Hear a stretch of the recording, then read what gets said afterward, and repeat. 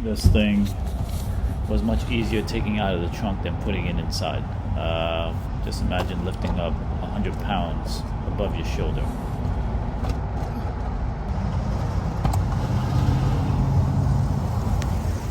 I must admit, it was a bit daunting to get on this wheel the first time. I almost went into the bench, and I cut that out. But after that, the ride was very smooth.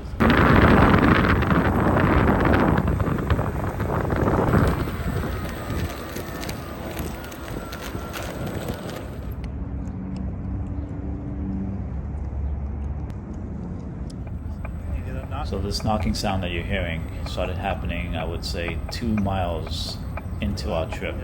I heard it, but I was going kind of fast, maybe 30, 35, and it wasn't really there until we stopped and I got on to go buy a bottle of water. I heard this thing knocking every time I pushed against the shell. Thankfully, after maybe 15 miles or so, the knocking just went away on its own. So right now I am knock free.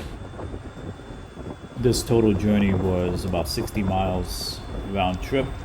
I would say after like maybe 25 miles, I did not hear the knocking anymore. So knock on wood, that's how it is right now. This portion of the ride, we just had Korean barbecue, tons of meat. I think we all gained about maybe 5 to 10 pounds, and we need to exercise it off in Central Park. So this is what we did.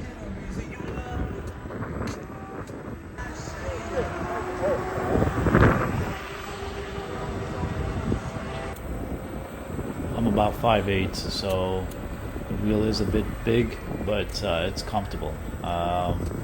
Much easier to sit down. You're not crouching. This seat right here, the Luna seat, is just one of the best seats I've sat on a unicycle so far.